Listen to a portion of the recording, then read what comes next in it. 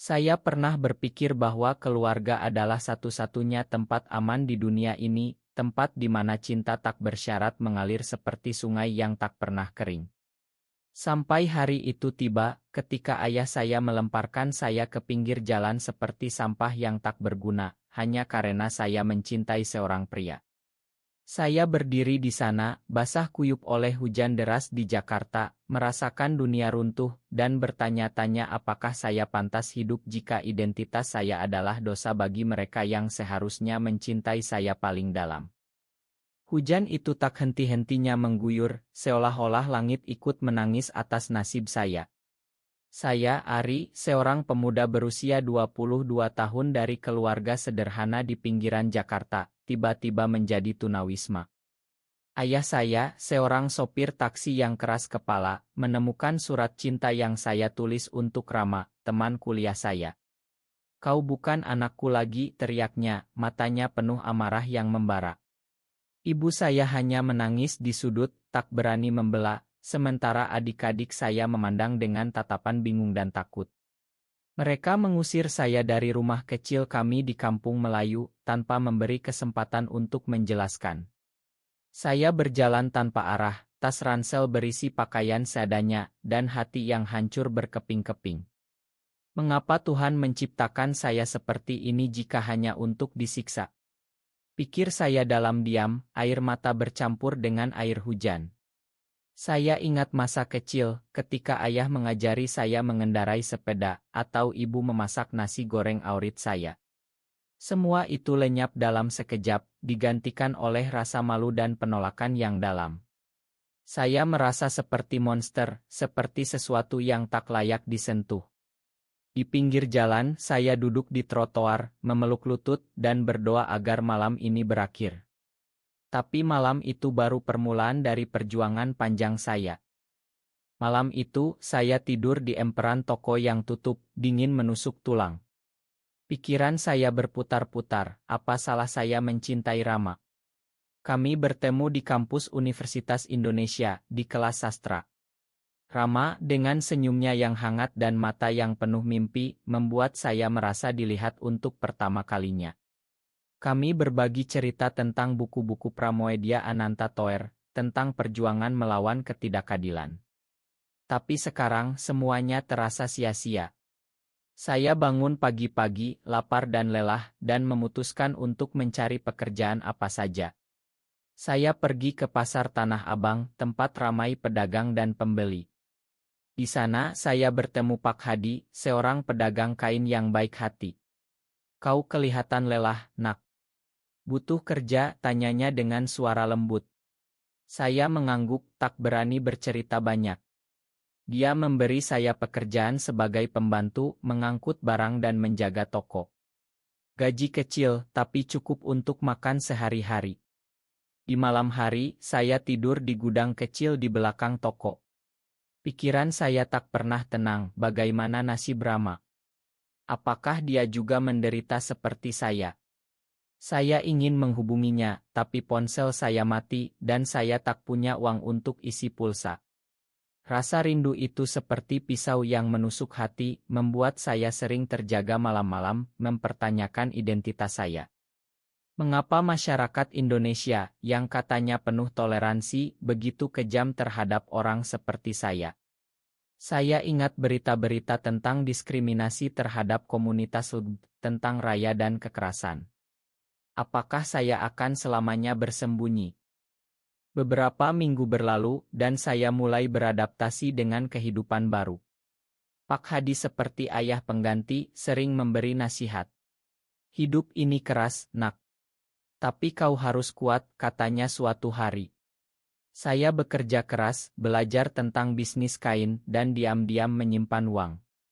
Suatu sore, ketika saya sedang mengatur kain batik, saya melihat Rama berjalan di pasar.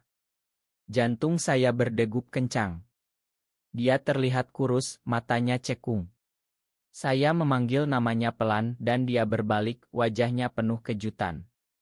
"Ari, kau di sini?" Kami berpelukan di sudut pasar, air mata mengalir.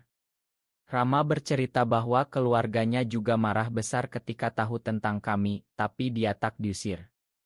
Aku mencarimu kemana-mana, katanya, suaranya gemetar. Kami duduk di warung kopi kecil, berbagi cerita. Rama bilang dia ingin kita tetap bersama, tapi kita harus hati-hati. Rasa cinta itu kembali membara, tapi disertai ketakutan. Bagaimana jika keluarga saya tahu? Pikir saya dalam hati, konflik batin membara. Saya merasa bahagia, tapi juga bersalah. Apakah mencintai Rama berarti mengkhianati keluarga? Malam itu, kami berpisah dengan janji bertemu lagi. Saya kembali ke gudang, pikiran penuh harapan dan keraguan.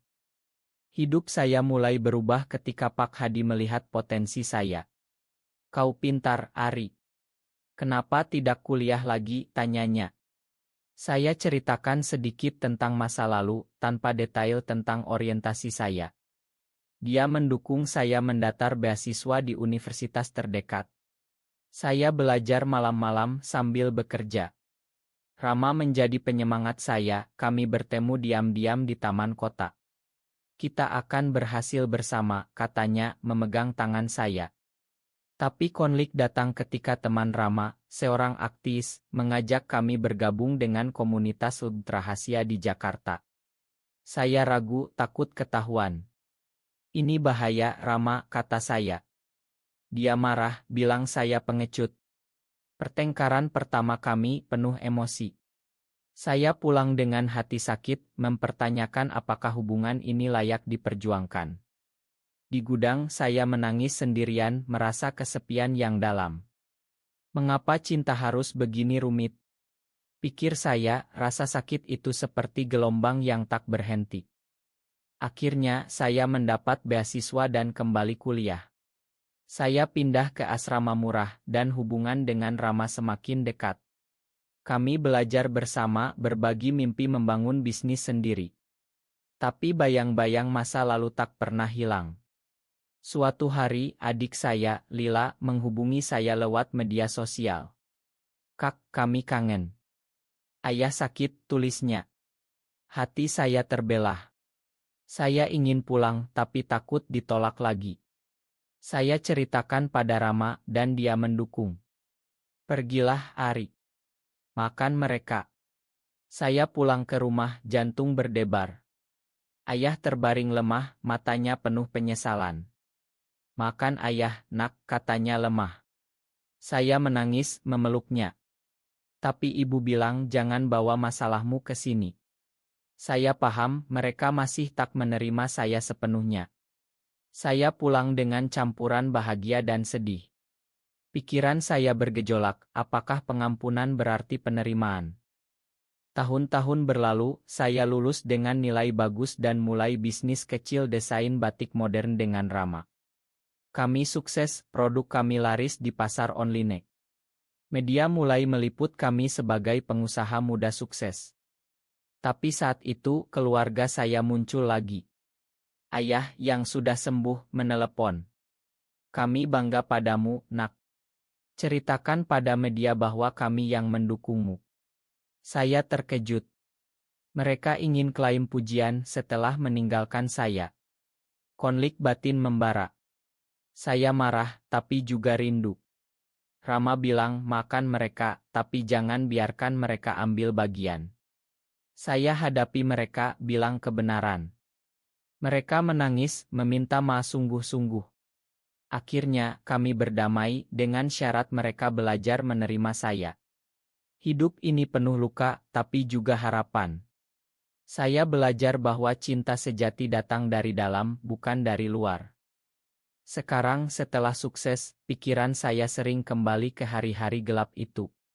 Saya ingat bagaimana rasa sakit penolakan itu seperti racun yang meresap ke setiap pori-pori. Setiap malam, saya bertanya pada diri sendiri, apakah saya monster karena mencintai Rama? Keluarga saya yang seharusnya menjadi benteng justru menjadi algojo. Ayah, dengan tangan kasarnya, mendorong saya keluar pintu, matanya penuh kebencian. Pergi. Jangan kembali, teriaknya. Ibu wanita yang selalu lembut hanya diam, air matanya jatuh tanpa suara. Adik-adik saya, Lila dan Budi, memandang dengan mata polos, tak mengerti mengapa kakak mereka diusir. Saya berjalan di jalan raya, mobil-mobil melintas cepat, seolah ingin menabrak saya. Hati saya hancur, seperti kaca yang pecah tak bisa disatukan lagi. Mengapa Tuhan memberi saya hati yang mencintai sesama jenis? Apakah ini kutukan? Pikiran itu menghantui saya, membuat saya ingin menyerah. Di pasar Tanah Abang, kehidupan baru dimulai, tapi luka lama tak pernah sembuh. Pak Hadi baik, tapi saya sering menyendiri, memikirkan Rama. Saya bayangkan wajahnya, senyumnya, dan rasa rindu itu seperti api yang membakar. Ketika bertemu dia lagi, emosi meledak. "Kenapa kau tak cari aku lebih keras?" tanya saya marah. Dia menangis, bilang keluarganya mengancam. Kami berbaikan tapi benih keraguan tertanam. Apakah cinta ini cukup kuat? Di Taman Monas, kami duduk berdua, tangan bergandengan. Aku tak bisa hidup tanpamu, katanya. Tapi di dalam hati, saya takut. Masyarakat Indonesia, dengan norma konservatinya, seperti monster yang siap menerkam. Saya baca berita tentang pasangan gay yang dipukuli, dan ketakutan itu semakin dalam. Mengapa kita harus bersembunyi seperti penjahat? Bergabung dengan komunitas rahasia adalah tik balik. Rama bersikeras, ini tempat kita bisa jadi diri sendiri. Saya ikut, tapi hati gelisah. Di pertemuan pertama, saya bertemu orang-orang seperti saya, berbagi cerita. Ada yang diusir keluarga, ada yang kehilangan pekerjaan. Saya merasa tak sendirian, tapi juga takut. Suatu malam, setelah pertengkaran dengan Rama tentang ini, saya pulang sendirian. "Kau egois," katanya. Saya menangis di asrama, mempertanyakan segalanya. Apakah saya layak bahagia? Pikiran gelap itu datang lagi, seperti hantu yang tak mau pergi. Saya ingat ayah, bagaimana dia dulu bangga dengan nilai sekolah saya. Sekarang dia membenci saya. Rasa sakit itu lebih dalam dari sebelumnya. Ketika ayah sakit, panggilan Lila seperti petir. Saya pergi ke rumah, jantung berdegup. Ayah terlihat tua, lemah. "Nak, ayah salah," katanya. "Saya memakan, tapi ibu masih dingin." "Jangan bawa temanmu itu ke sini," katanya. Hati saya teriris. Apakah penerimaan mereka palsu? Saya pulang dengan air mata, bercerita pada Rama. Dia peluk saya, bilang kita kuat. Tapi di dalam, konflik membara. Saya mulai bisnis dengan Rama, desain batik yang menggabungkan motif tradisional dengan sentuhan modern. Kami bekerja keras, tapi tekanan datang dari luar. Teman bisnis tahu tentang kami, dan ada yang mundur. "Ini risiko," kata Rama. Saya marah, bilang dia tak hati-hati. Pertengkaran semakin sering, emosi memuncak. Sukses datang tiba-tiba. Produk kami viral di Instagram, order membanjiri. Media wawancara kami sebagai pasangan pengusaha gay yang sukses. Tapi keluarga muncul. Ayah menelepon, kami ingin ikut wawancara. Saya terkejut, marah. Mereka ingin klaim pujian setelah meninggalkan saya. Di pertemuan keluarga, saya konfrontasi. "Kalian usir saya," kata saya. Mereka menangis, ayah memeluk saya. "Kami bodoh, Nak." Tapi keraguan tetap. Apakah ini tulus? Rama bilang, "Makan, tapi waspadalah." Hati saya penuh emosi campur aduk, lebih dalam dari sebelumnya. Saya mulai mempertanyakan arti kesuksesan. Apakah uang dan ketenaran bisa menyembuhkan luka? Malam-malam saya terjaga, memikirkan masa kecil. Ayah mengajari saya sholat, ibu menyanyi lagu Nina Bobo. Semua itu hilang karena saya gay. Rasa bersalah menyelimuti, seperti selimut hitam. Emosi semakin membara ketika keluarga mulai mendekat setelah kesuksesan kami. Saya ingat panggilan pertama dari ibu, suaranya manis, seolah tak pernah terjadi apa-apa. Ari, kami lihat beritamu bangga sekali. Hati saya panas, seperti layang siap meledak. Bagaimana mereka bisa bangga setelah melemparkan saya ke jalan? Pikiran itu menghantui, membuat tidur saya tak nyenyak. Rama melihat, dia pegang tangan saya. Jangan biarkan mereka rusak bahagiamu, katanya lembut. Tapi di dalam, badai emosi bergolak. Saya merasa dikhianati dua kali, pertama saat diusir, kedua saat mereka ingin kembali. Pertemuan keluarga itu seperti drama yang penuh ketegangan. Saya datang ke rumah lama, aroma masakan ibu masih sama. Ayah duduk di kursi, lebih tua dari ingatan saya. Nak, kami salah besar, katanya, air mata mengalir. Bila memeluk saya, Budi tersenyum malu. Tapi ketika saya cerita tentang Rama, suasana tegang. Ibu bilang jangan bicara itu di sini. Saya marah, ini bagian dari hidupku. Debat panas, emosi meledak. Ayah diam, tapi matanya penuh konflik. Saya pulang dengan hati berat, bertanya, apakah keluarga bisa berubah? Bisnis kami berkembang, tapi tekanan dari masyarakat semakin besar. Ada ancaman online, orang bilang kami merusak budaya Indonesia. Rama stres, kami bertengkar lagi. Kau terlalu sensitif, katanya. Saya menangis, merasa sendirian lagi. Pikiran gelap kembali, mungkin saya tak pantas bahagia. Di komunitas, saya temukan dukungan tapi juga cerita tragis.